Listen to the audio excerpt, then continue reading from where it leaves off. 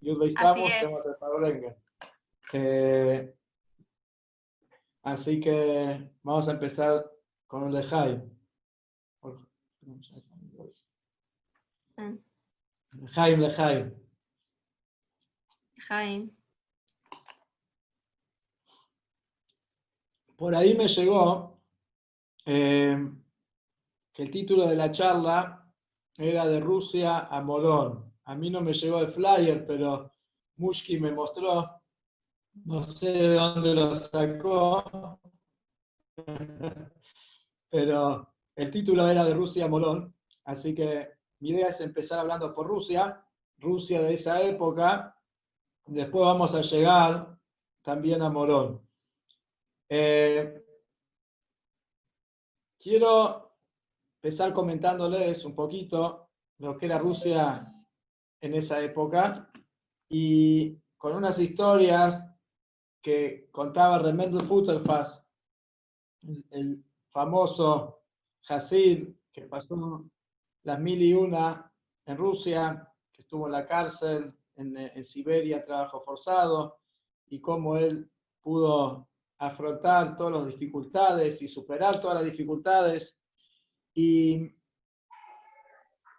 él, para entender un poquito cuál es el concepto de Mesirut Nefesh, que hablamos de la entrega total y sin cálculos de esa época, Rebbe Rashab dijo una vez que va a haber judíos que cuando van a llegar al Olam Abba, van a llegar al mundo venidero, entonces estos judíos van a pedir que de premio le den una porción del Leviatán, ¿sí? Que le den un premio.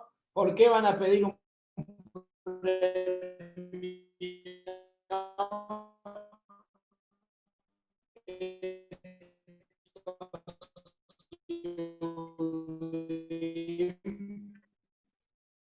Porque van a decir, estuvimos viviendo una vida con obstáculos, con dificultades, con seguir siendo judíos para poder cumplir con las mitzvot, para seguir estudiando Torah, para seguir dando educación judía a nuestros hijos. Así que como logramos superar, entonces nos tienen que dar un premio, como se dice en Ibrit Magialan, si nos merecemos. Y el Rebbe Rashab decía, seguramente Hashem les va a pagar y les va a pagar muy bien porque realmente es verdad que se lo merecen por todo lo que hicieron. Pero, decía el Rebbe Rashab, dice, mi Hasidim, dice, cuando lleguen a la Olam Abba, cuando lleguen al mundo venidero, dice, no se les va a ocurrir por haber tenido Mesirut Nefesh acá en este mundo, por haberse esforzado y luchar para el judaísmo. Ellos no van a pedir ningún premio, y incluso si lo van a pedir, no se lo van a dar. Así decía el Rebbe Rashab. ¿Qué significa esto? Digamos, ¿a qué se refería el Rebbe Rashab cuando decía esto?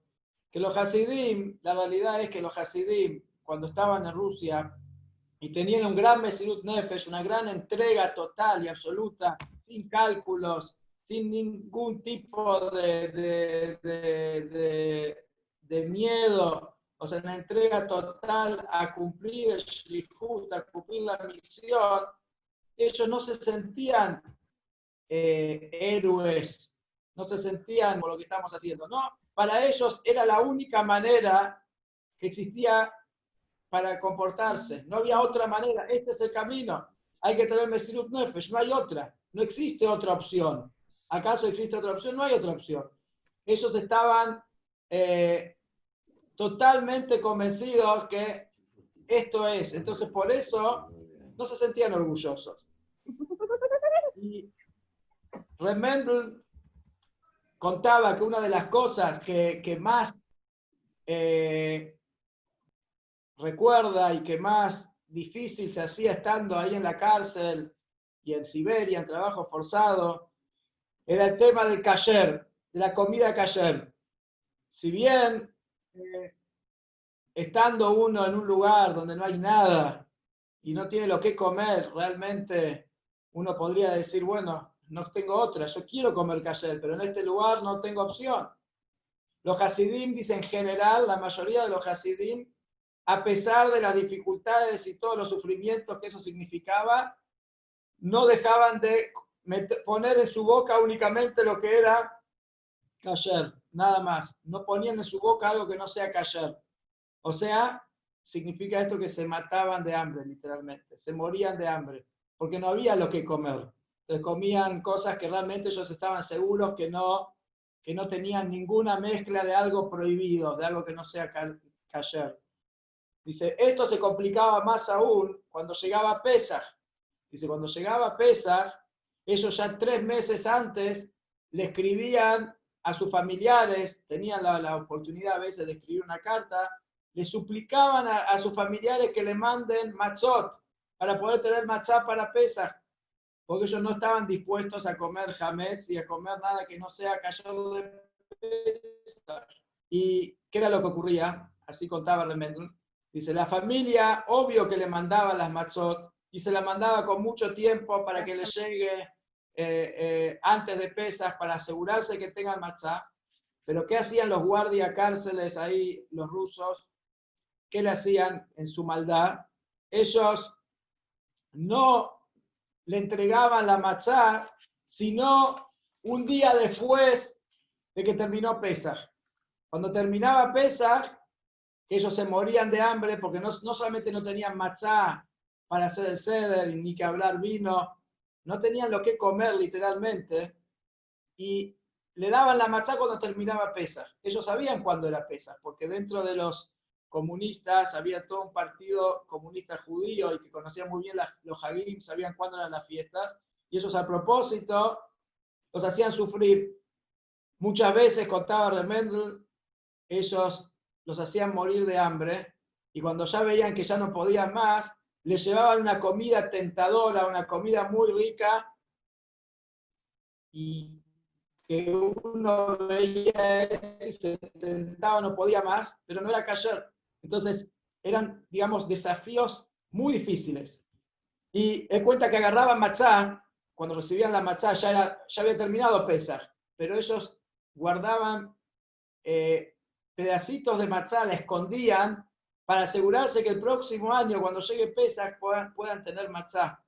Y no era fácil esconder porque a ellos los revisaban, los guardias lo inspeccionaban y los revisaban a ver que no escondan nada, que no tengan cosas de judaísmo.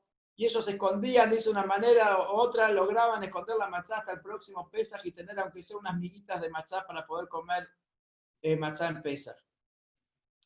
Él contó que una vez llegó un momento que estaba tan hambriento y se sentía tan mal, pero tan débil, que sintió que ya era hora, había llegado el momento que sí o sí tenía que comer comida no kasher, comida taref.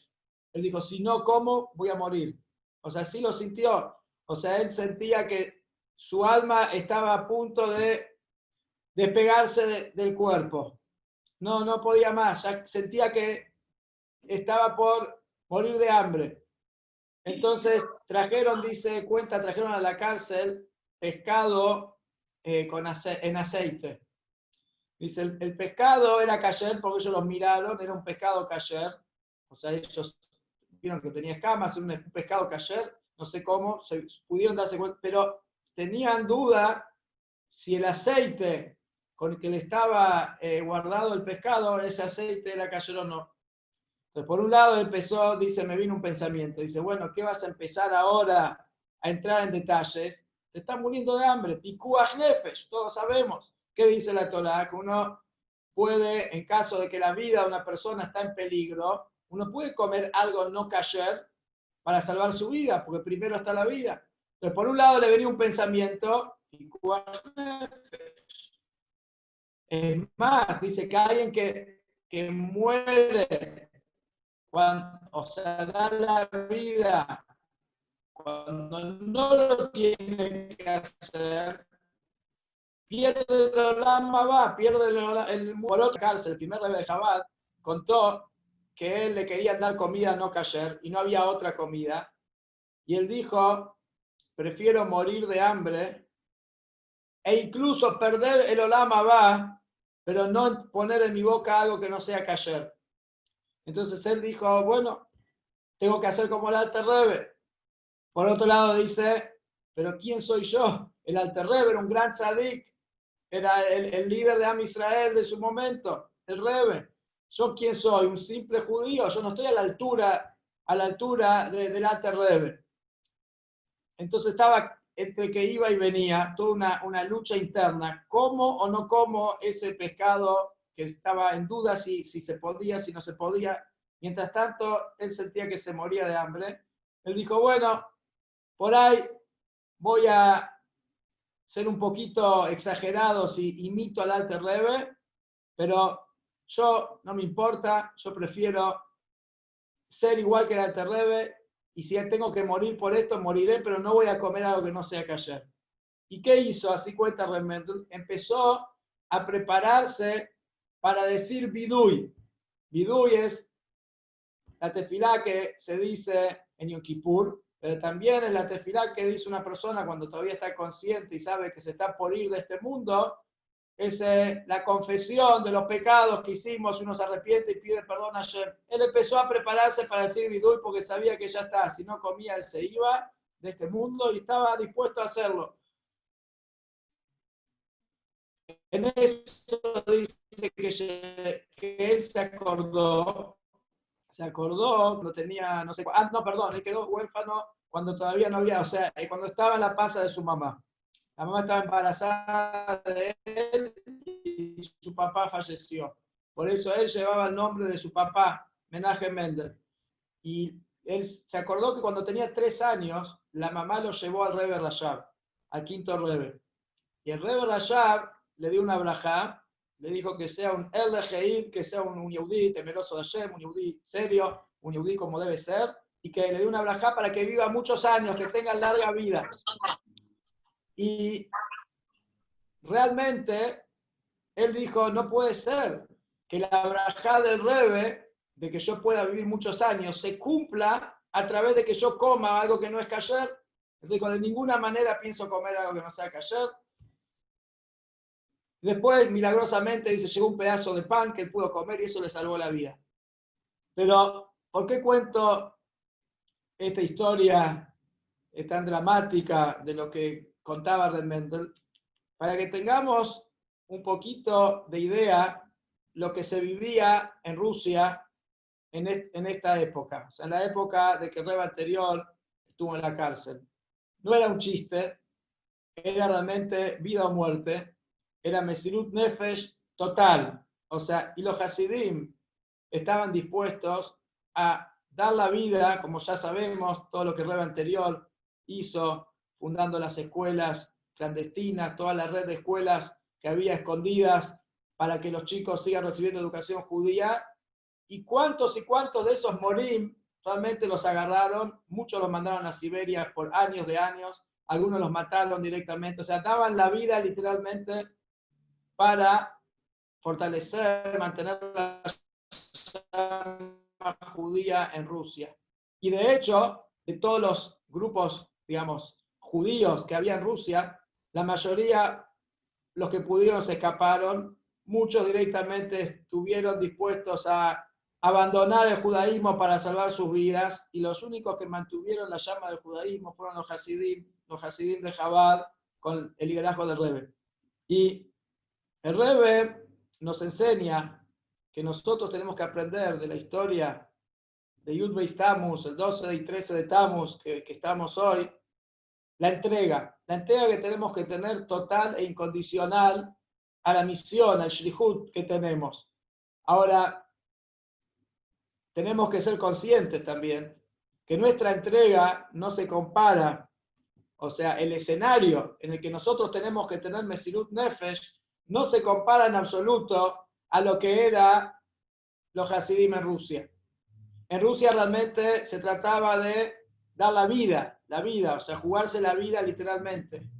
A nosotros, hoy por hoy, Baruch Hashem, no se nos pide dar la vida, no se nos pide morir por el judaísmo. No, hoy en la mayoría de los países del mundo, no tenemos persecuciones, nos dejan vivir en paz, podemos estudiar Torah, cumplir mitzvot libremente. O sea, hoy no nos persiguen por ser judíos. Entonces, ¿cuál es el Mesirut Nefesh hoy? O sea, ¿cuál es la entrega incondicional que se nos pide a nosotros en este momento? Entonces, el Rebbe dice, el Mesirut Nefesh que se nos pide hoy es no Mesirut Nefesh, morir por el judaísmo, dar la vida literalmente, físicamente, sino Mesirat HaRatzon, entregar nuestra voluntad, nuestros deseos. O sea, es normal, natural, todos tenemos deseos. Tenemos deseos, no siempre nuestros deseos son del alma divina. Muchas veces, o generalmente, muchos de los deseos que tenemos son los deseos de nuestra alma animal, de nuestro egoísmo, de nuestra comodidad. A veces no queremos salir de nuestra zona de confort. Estamos cómodos donde estamos, no queremos esforzarnos o no tenemos ganas de hacer determinadas cosas que implican romper con nuestra naturaleza, romper con nuestra comodidad, romper con nuestro entorno, un montón de cosas que a veces nos limitan. El Rebbe dice que el día de hoy, el 12 de Tammuz, 13 de Tammuz, que es el Hag HaGeulah, la fiesta de la liberación del Rebbe anterior, y como dijo el Rebbe anterior, en su carta famosa, él dijo, no solamente a mí me liberaron en este día, sino a todo judío que aprecia la Torah y las mitzvot, e incluso a cada judío que solamente lo único que tiene de judío es que se reconoce a sí mismo como judío, por más que él no es un judío activo, no es un judío que vive el judaísmo, también ese judío fue liberado el día de hoy. O sea que el día de hoy se nos da la fuerza a cada uno de nosotros para que realmente pueda entregarse totalmente, entregar nuestros deseos, entregar nuestra comodidad, salir de nuestra zona de confort para hacer realmente lo que se espera de nosotros. Y si lo pensamos un poquito cuando leemos la historia de todo lo que pasó con los Hasidim en Rusia, no hace 300 años atrás, estamos hablando hace por ahí 50 años atrás, 70 años atrás, no hay duda que lo nuestro es mucho más fácil, es mucho más fácil. Nosotros no estamos en peligro, no nos están persiguiendo para matarnos. Hoy podemos hacerlo con mucha más comodidad y amplitud y tranquilidad. ¿Y cuál es realmente la entrega que tenemos que tener al Rebbe? La entrega que tenemos que tener al Rebbe es en todas sus enseñanzas, en todas las directivas que el Rebbe nos dijo a nosotros, a los Hasidim, a los Yehudim en general, al pueblo judío, y en especial tenemos que poner un énfasis, si bien todas las directivas del Rebbe son para siempre y todas tenemos que ser cuidadosos de cumplirlas, en especial las últimas directivas, las que el Rebbe puso más énfasis en los últimos años, que es todo el tema de vivir Mashiach. El Rebbe, los últimos años, si bien ya desde el comienzo, ya cuando el Rebbe asumió el liderazgo, el Rebbe empezó hablando de Mashiach y cómo somos la séptima generación que vamos a recibir el Mashiach, etcétera, etcétera. Ya lo puso en su primer discurso, pero los últimos años el Rebbe dijo que no solamente hay que esperar el Mashiach, pedir el Mashiach, el Rebbe dijo hay que vivir Mashiach. Y la manera de vivir Mashiach, dijo el Rebbe, es estudiando los temas relacionados con Mashiach. Entonces, si bien uno ve el mundo,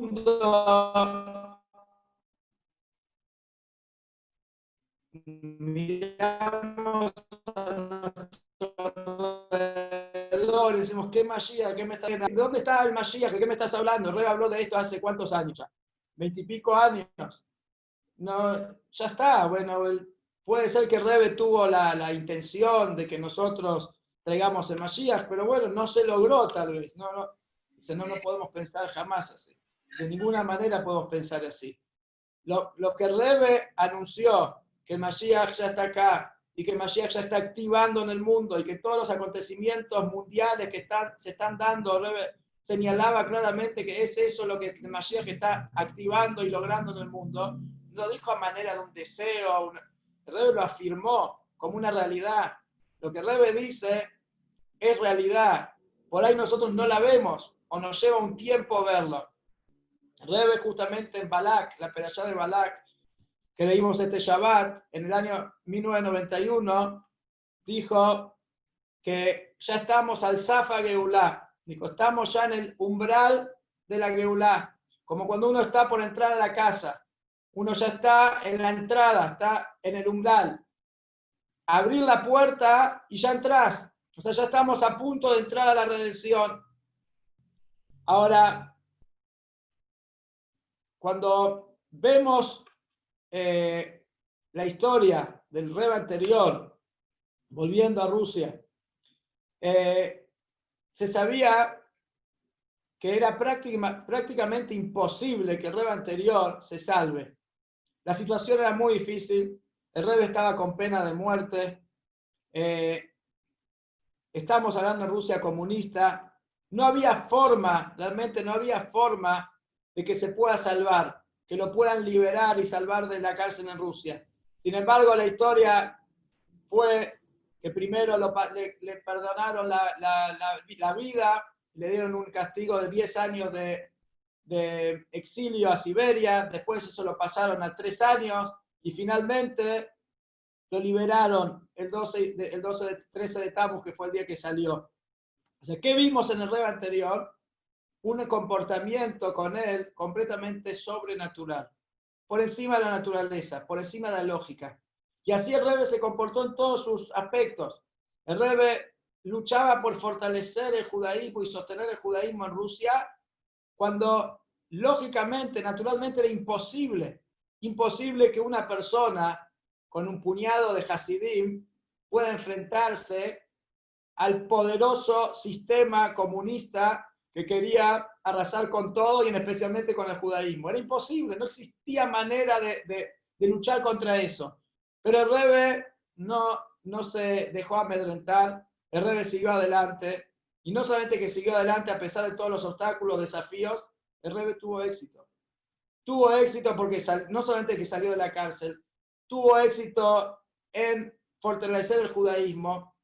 Y hoy por hoy, ni que hablar, hoy después de tantos años, vemos lo que es Rusia, el judaísmo, todo lo que floreció en Rusia, pero sin duda todo eso lo comenzó el Rebbe anterior. Y cuando uno mira esto, esa fuerza y ese poder estar por encima de los límites naturales, a pesar de que contra todo pronóstico, porque la naturaleza no iba de la mano con todo lo que el Rebbe anterior quería hacer, y lo logró igual. Entonces, les quiero contar un poco, porque me pidieron que hable del Mesirut Nefesh en Morón, en la zona oeste. No creo que sea comparable en absoluto el Mesirut Nefesh en la zona oeste en nuestra época a lo que era Rusia, pero sí les puedo asegurar que durante muchos años y hasta el día de hoy, siempre Yud Beis Tammuz, para mí, para mi familia, fue un Hag que nos identificamos muchísimo. Siempre nos sentimos muy identificados con Yud Beis Tammuz. Primero, porque el Rebbe siempre dice en la Sijot, en los Fabrengen, nuestro Rebbe decía que el principal motivo que pusieron en la cárcel al Rebbe anterior fue no solamente porque él enseñaba judaísmo a los adultos, o porque tenía mikves secretas, o porque mandaba shohatim para que exista comida kasher, no.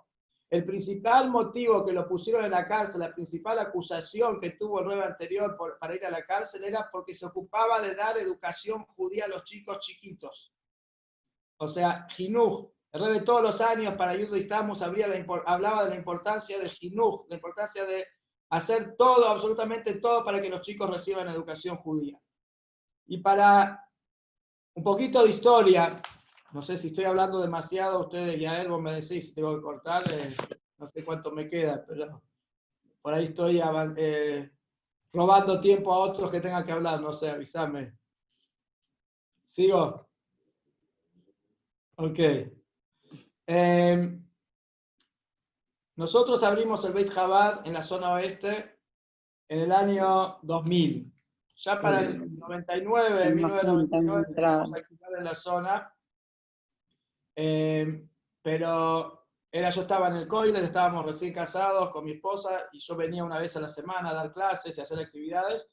Pero en el 2000 ya nos instalamos acá. Pero Lo interesante que quería contarles era, al principio tenía muchas dudas. Yo no conocía la zona oeste, nunca había estado, no sabía lo que era. Y cuando me ofrecieron este Shlihut, dudaba si realmente era mi Shlihut o no. O sea, había otras también ofertas de hacer Shlihut en otros lugares del país, incluso otros lugares del mundo que nos habían ofrecido para ir de Shlihut. Entonces yo quería saber realmente si este es o no. Tenía muchas dudas. Entonces un día me senté, escribí a Rebe y puse en Igrot Kodesh. Y hubieron dos cartas increíbles que salieron, que me dejaron con la boca abierta y ahí no tuve dudas que esta era nuestra misión. Primero, había una carta que el Rebbe le mandaba un cheque de Ishtatfut, que el Rebbe quería compartir y participar con la compra de una quinta de Shuba Israel en Ituzaingó. Ituzaingó es la zona oeste, justo muy cerquita de donde yo estoy, en Morón. El Rebbe le daba una brajá porque ellos habían comprado una quinta ahí para que tengan éxito y puedan dar educación judía, etcétera, etcétera. Ahí ya vi, wow, o sea, imagínense en las cartas del Rebbe cómo puede aparecer un lugar de la zona oeste en millones de cartas que hay del Rebbe. El Rebbe hablaba de una carta, de una quinta en Ituzaingó y daba la bendición. Y esa es una. Después otra carta que también fue un shock para mí. El Rebbe le hablaba a alguien sobre alguien que consultaba si ir a fortalecer el judaísmo en Chicago.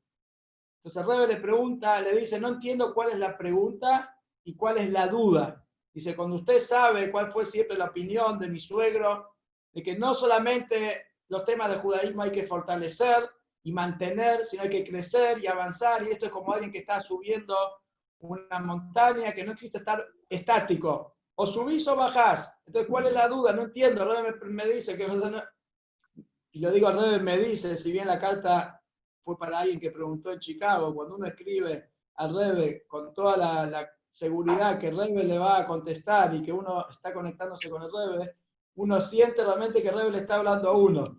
Y el Rebbe dice ahí, no entiendo cuál es la duda. Y más todavía, en ese momento había alguien que era el que me estaba empujando para que yo abra el Beit Chabad en Morón, la zona oeste, y yo tenía mis dudas. Y esa persona era un Baal Teshuvah que no había estudiado en Tomheit Mimim, no había estudiado en la Yeshiva de Chabad, no tenía la educación, pero él me empujaba para que yo abra el Beit Chabad. Y me dice, no entiendo cómo puede ser que gente que no recibió su educación lo están presionando para que usted lo haga, y usted que recibió la educación de Chabad en Tomheit Mimim me está dudando. Ahí sentí como un sopapo. Me estaba diciendo, ¿qué te pasa? ¿Cuál es la duda? Seguro que sí. Eso fue al comienzo. Bueno, estoy hablando hace 20 años atrás.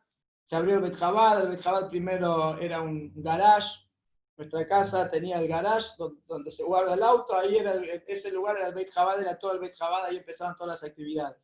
Pero en realidad, cuando nos empezamos a conectar y a identificar más con Yud Beis Tammuz fue realmente cuando comenzó la escuela.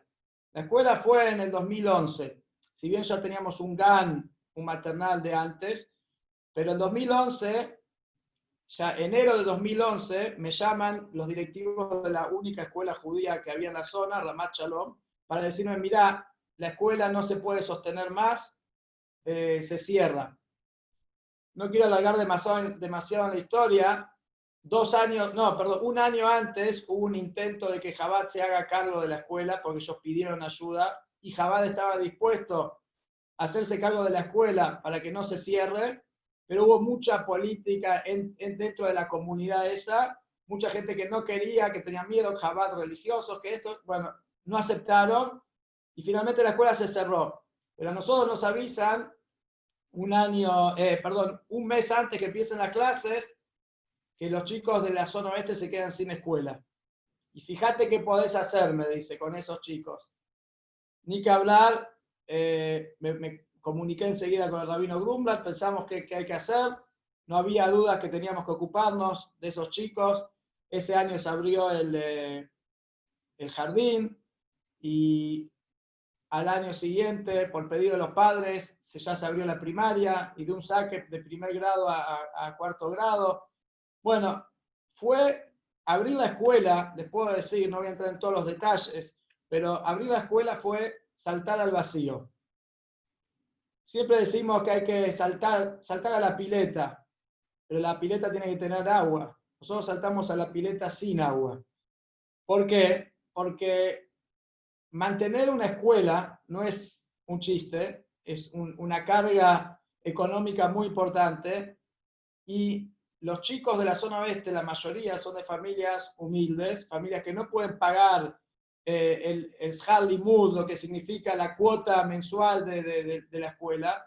Entonces la única manera de sostener la escuela es a través de donaciones.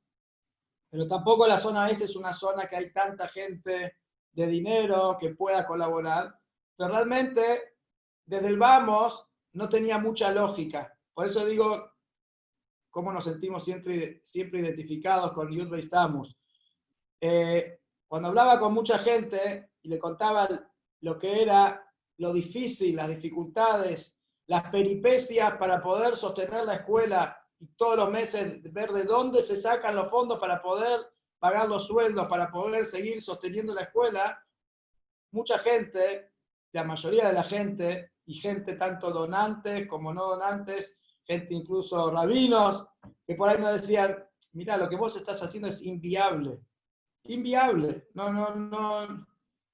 ¿Cuánto más vas a seguir con eso? No se puede. O sea, es inviable. Fíjate, ¿cómo puedes sostener algo así si no tenés los fondos? Y cada vez que nos quebrábamos con mi señora y nos sentíamos realmente que no podemos más y que ya esto, acá me están preguntando, Jani, ¿qué tal? ¿Cuántos chicos? Hay más o menos ahora 70 y pico chicos en la escuela. Cada vez que sentíamos que no podíamos más y que estábamos por tirar la toalla, como se dice, le escribíamos al Rebbe, y siempre, les puedo decir que tengo una colección porque todas las respuestas del Rebbe le fui sacando copia. De hecho, para el casamiento de mi hija, sacamos una y ahí algunas cartas que son impresionantes una tras de otra, pero cada vez que sentíamos que nos quebrábamos, que no podíamos más, le escribíamos al Rebbe, y siempre las palabras del Rebbe eran de idud, de alentarnos y seguir adelante, y tenés que saber ese jud que tenés por ocuparte de los chicos. Y por más que uno no veía por ahí inmediatamente los milagros, no veía inmediatamente cómo se iba a solucionar tal o cual problema, pero al final, de alguna manera, las cosas se iban solucionando. Tengo de tantas cartas, solamente elegí dos cartas, no tampoco toda la carta, simplemente para mostrarle un poquito, increíble cómo Rebbe está con nosotros permanentemente. En un momento, en una situación así, obvio, estábamos con deudas y atrasados con el pago de los sueldos y con un montón de presión de los maestros, y cuándo vamos a cobrar y cómo puede ser, y todos enojados, una situación muy incómoda, muy difícil. Y le escribo al Rebbe, y la carta que abro, el Rebbe le dice, tiene que estar fuerte en su confianza en Hashem, que por cuanto que viajó a tal y tal lugar con la bendición de mi suegro, el Rebbe le escribe a esa persona, entonces tiene que saber que usted está sobre su responsabilidad, o sea, sobre la responsabilidad del Rebbe. Y dice, se va a esforzar, va a tener éxito.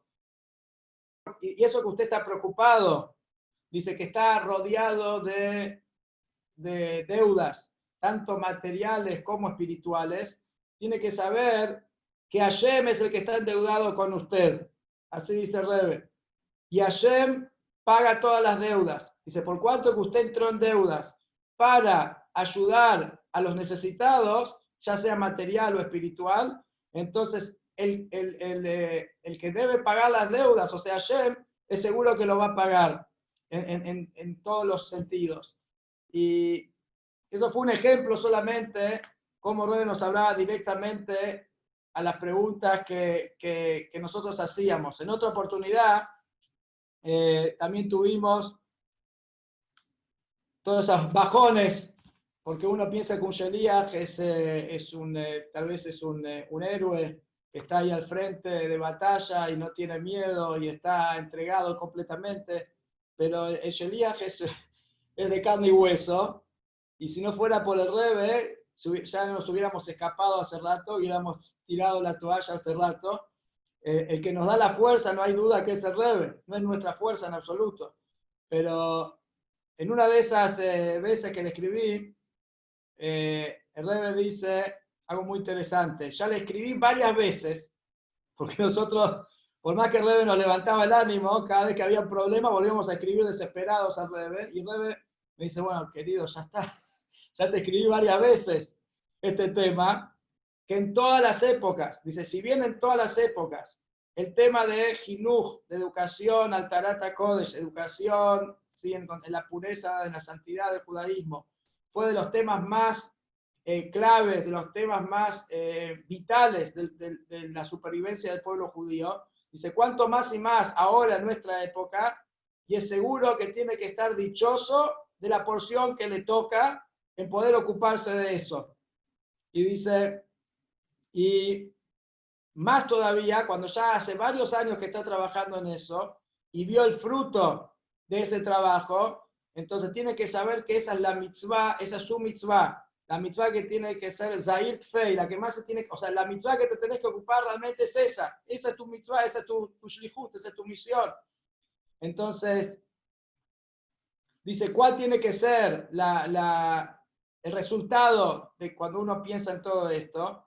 Dice, tiene que saber que cualquier pensamiento que te viene a la mente, que te pone en duda si seguir o no seguir con esto, tenés que saber de dónde viene ese pensamiento. Ese pensamiento no viene del lado derecho, o sea, no viene del alma divina, viene del alma animal.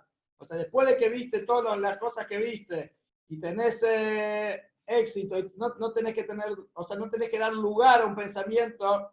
Entonces el Rebbe al final de la carta dice, lo que quiero cerrar todo esto, dice el Rebbe, que aumenten en esas actividades y confíe que esa es su misión, esa es su mitzvah, y que seguro que Hashem los va a acompañar y va a estar con ustedes para que lo puedan hacer con alegría, de Simcha, Betub de Bab, dice el Rebbe, con mucha alegría, con corazón contento.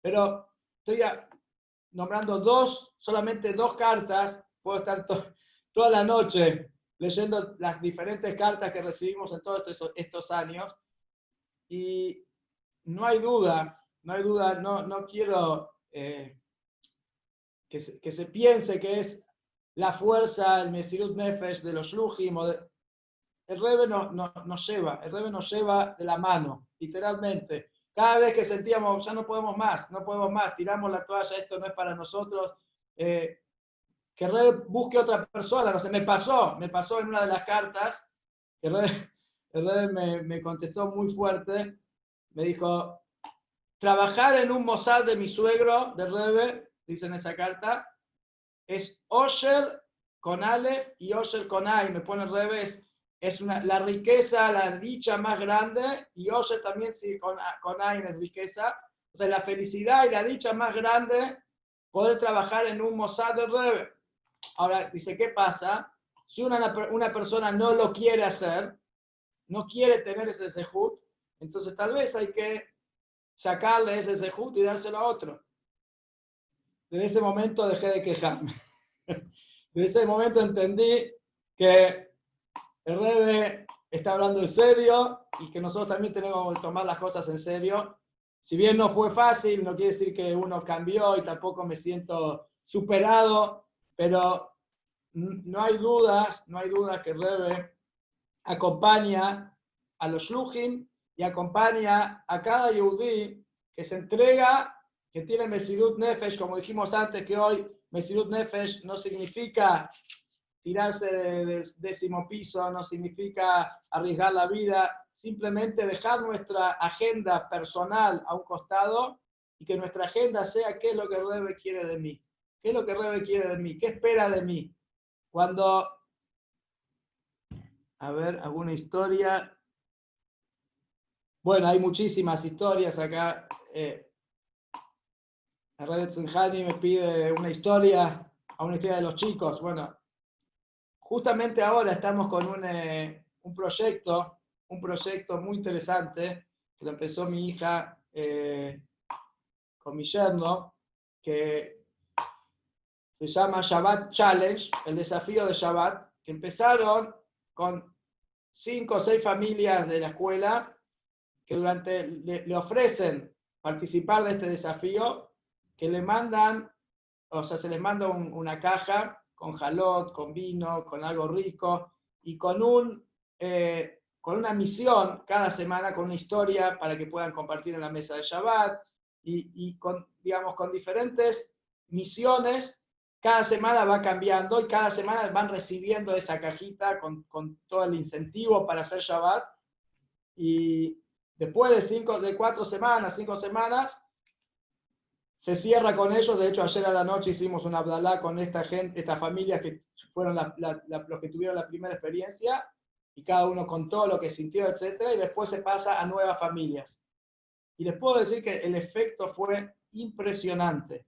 Todas las familias nos hablaban de lo hermoso que fue para ellos pasar Shabbat en familia. Si bien siempre son familias que siempre vinieron a mi casa para Shabbat, y siempre estuvieron invitados en mi mesa y para las fiestas, pero nunca lo aplicaron en su propia casa. Y ellos de golpe están descubriendo lo lindo que es hacer Shabbat. Entonces las madres nos decían cómo ya cocinaban desde el viernes o del jueves a la noche para Shabbat, alguna comida rica. Otra nos decía cómo se acordaba de su abuela cuando encendía las velas y le traía todos los recuerdos, los olores, decía los aromas de la comida que su abuela cocinaba y cómo ella ya lo está ahora haciendo eso con sus hijos. Fue una revolución, un isoides, un despertar increíble de todas estas familias. Y lo interesante es que todas nos aseguraron que lo van a seguir haciendo. Dijeron, si bien van a extrañar la caja, porque ahora le toca a otras familias, pero dijeron, nosotros seguimos, no, esto no nos queremos perder, o sea, vamos a seguir. Y yo les decía, la verdad no puedo entender que en 20 años de Shlihut no se me ocurrió nunca antes hacer esto, pero si lo hubiera empezado hace 20 años atrás, no sé cuántas familias estarían haciendo Shabbat ahora. Pero, bueno, cada cosa llega en su momento. Y hay una historia muy interesante que tuvimos, como mis hijos, ok, ahora recordármelo en un ratito. Quiero una historia muy interesante.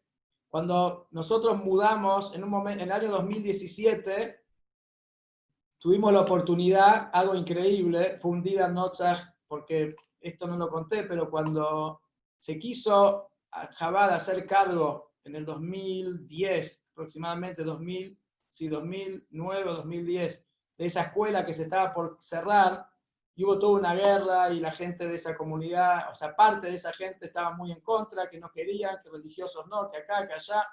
Bueno, cuando finalmente ellos lograron que Chabad no entre ahí, para nosotros fue un bajón terrible porque estábamos seguros que ya estaban incluso los fondos, ya estaban los fondos para poder tomar la escuela y todo, y de golpe no se logró, y fue un bajón muy grande.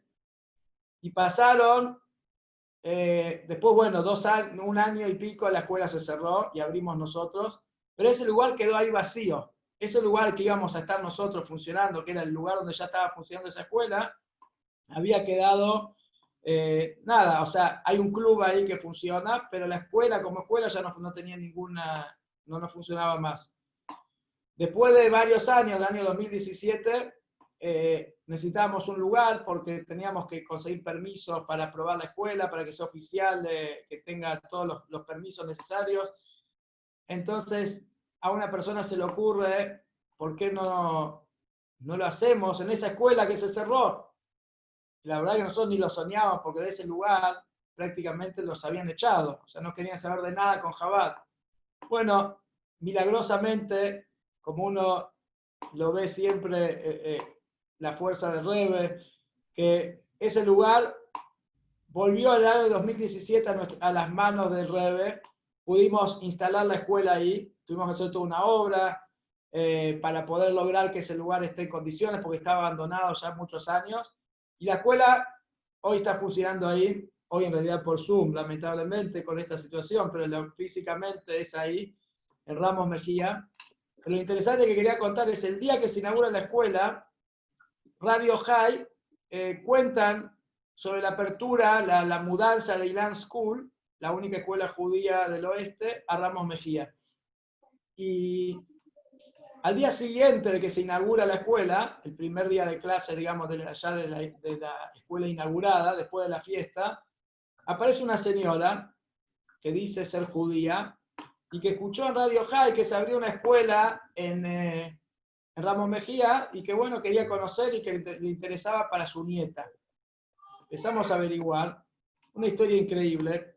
Esta señora, una señora de unos 60 y pico años, ella quedó huérfana cuando era chiquita, y de padre y de madre, y la familia, como no sabían qué hacer con ella, la internaron en un convento de monjas, siendo muy chiquita, y ella se crió directamente como una cristiana, o sea, no sabía nada de judaísmo, lo único que sabía es que su madre era judía, que sus padres eran judíos, pero se crió ahí.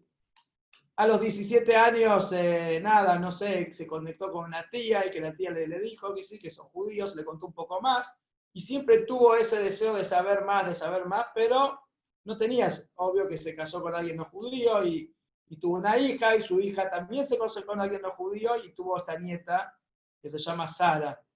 Y ese día, al día siguiente de la inauguración, ella vino y anotó a su nieta, que uno dice, esta generación ya estaba perdida. Esta mujer se crió en un convento de monjas, ya se casó con una persona no judía, su hija lo mismo, ya está todo perdido y nada que ver.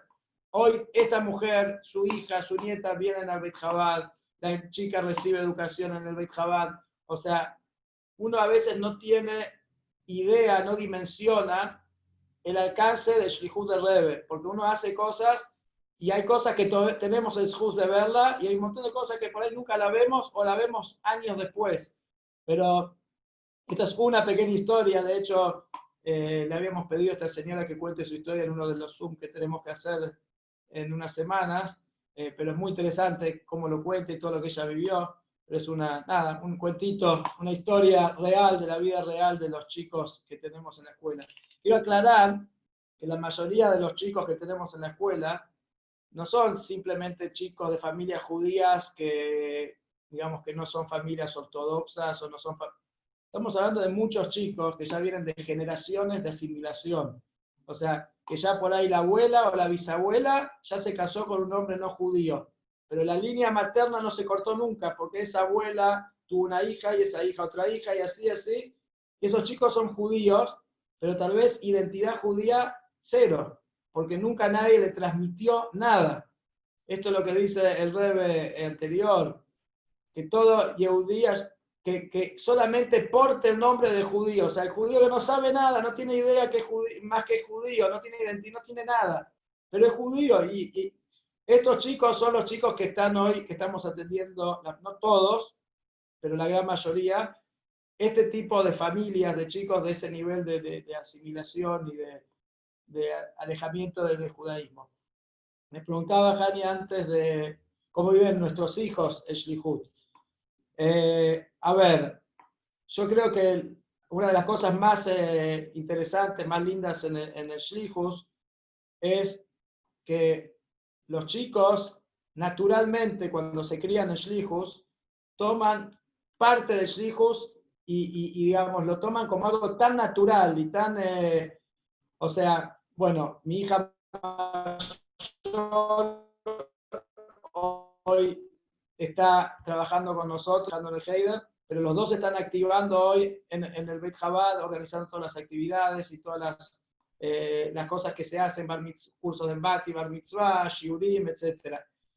Pero todos los chicos siempre estuvieron pendientes, no solamente ver que los shluchim son los padres y ellos están por accidente o porque no les queda otra, están en shlichut. No, ellos se sienten, muchas veces me ha pasado, mis chicos viajan todos los días a Capital para poder ir a Olejinos, para poder ir al Heider, para poder ir a la Yeshiva.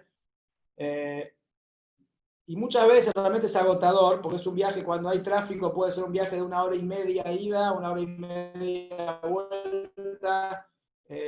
No es fácil, Y muchas veces yo les digo, ¿saben qué?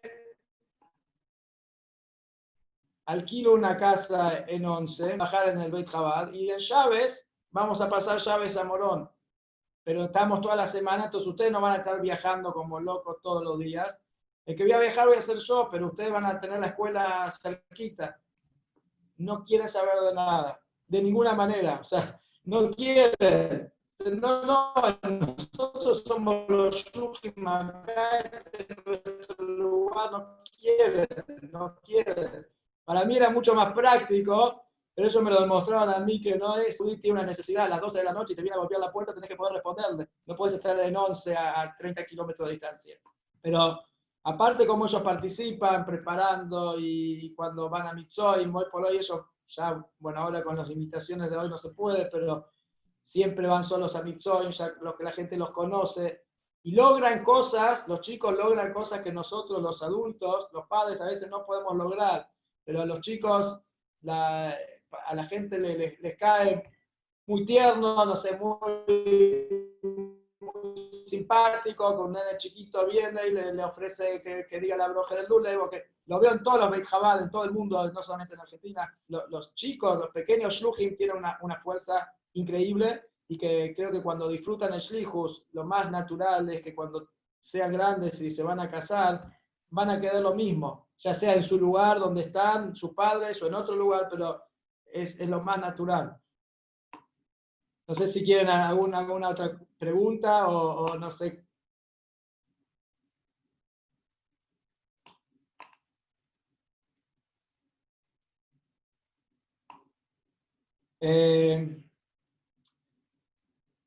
Para cerrar, si no, el Rebbe trae un Maimer de Tovshin Yudalef, sí, 1951, el primer Maimer que el Rebbe dijo en Yud Beistamos, donde el Rebbe ahí habla algo muy interesante, que es la diferencia que hay entre Abodata Biurim y Abodata Nisionot.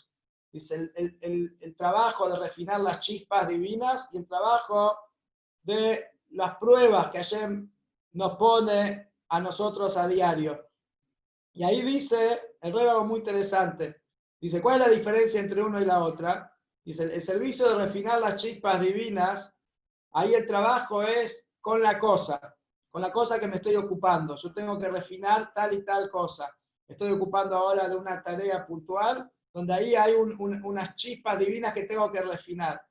Las pruebas, en cambio, dice, las pruebas no se trata de liberar las chispas que están en una determinada cosa, sino las pruebas, dice, es a través de trabajar con uno mismo. Ayer nos pone a prueba y el desafío es no luchar contra algo, sino luchar con uno mismo, superarse a uno mismo.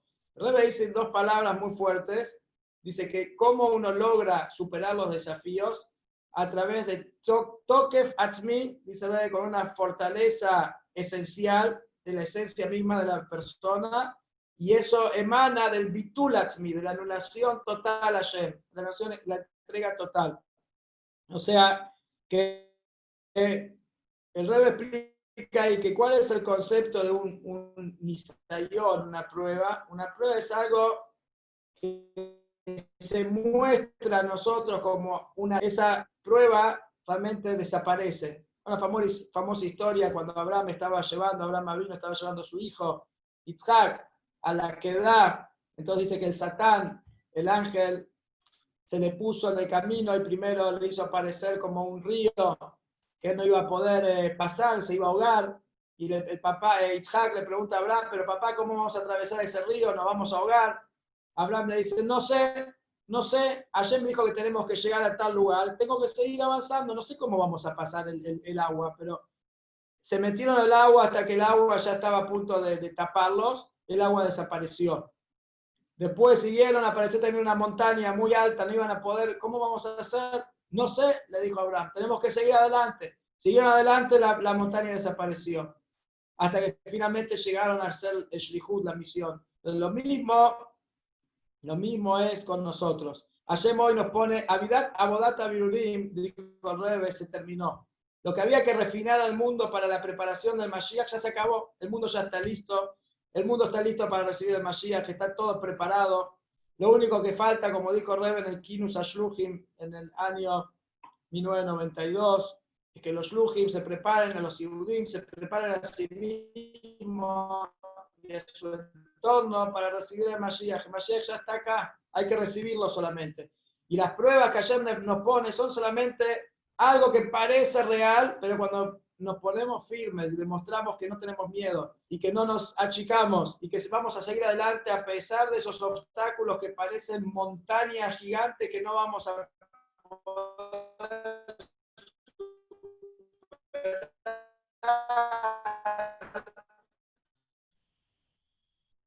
cuando estamos seguros, quiere decir que después ayer nos manda otra, pero que toda la idea de las pruebas es para que uno se supere y crezca aún más.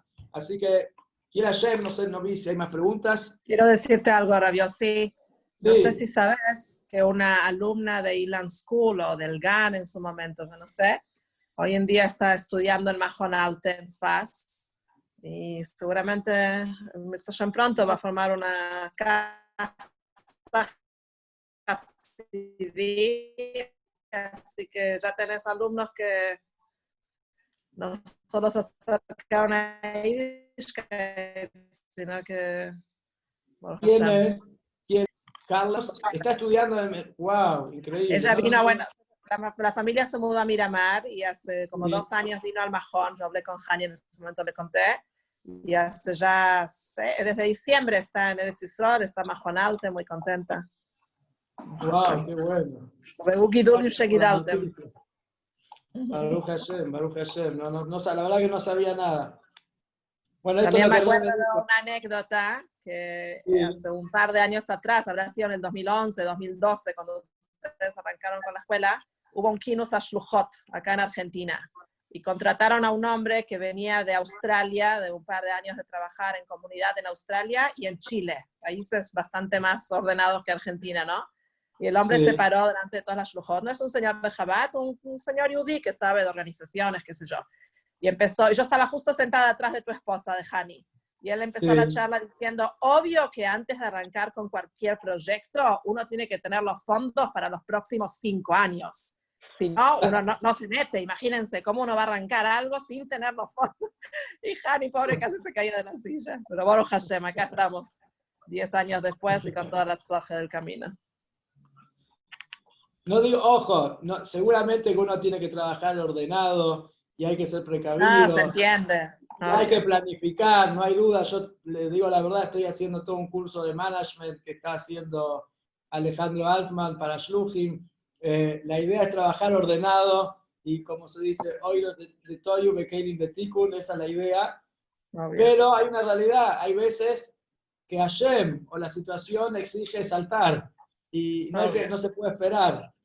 Si acá Entiendo. hubiéramos esperado, la escuela no estaría hoy por hoy. O sea que Bueno, que solo sepan de Arjove, Begashmi, Suberuchnius y que venga Moshiach ya. amén, amén. Bueno, gracias por la invitación. Un gusto poder hablar para el Majón y que ojalá que, como Rebe siempre dijo, que las cosas hagan pollo en mí y en ustedes, que seamos todos inspirados para hacer Amén. un esfuerzo más y que ya el Mashiach esté con nosotros. Amén, amén. Muchísimas Amén, gracias, Raúl. amén. Amén. Amén, amén. Muchas gracias por estas palabras inspiradoras de Jaime. Ahora nos vamos todas fortalecidas, con ganas y fuerzas de seguir adelante en nuestros Shlichus. Y si el título era Desde Rusia hasta Morón, ahora sigue la charla, creo, desde Morón hasta cada una de nosotras, de cómo transportar todo ese Mesirut Nefesh, esa entrega que tiene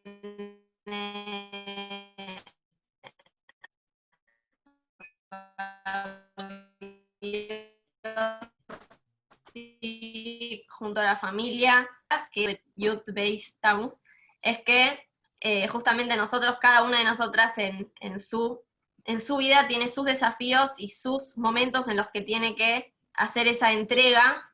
Así que, bueno, muchísimas gracias, Rabbi Yossi. Y nosotras ahora vamos a seguir con una actividad para bajar toda esa inspiración en nosotras, en nuestro día a día. Ok, bueno, yo me despido. Gracias por la invitación nuevamente. Hay alguien que escribió que quieren un Shabbatón en Morón. ¡Sí! ¡Shabbatón en Morón! Ningún Vamos a problema. organizarlo. Cuando se pueda y no tengamos todas las limitaciones que tenemos ahora, con gusto, siempre están invitadas. Gracias. Muchas Chao, gracias. chao.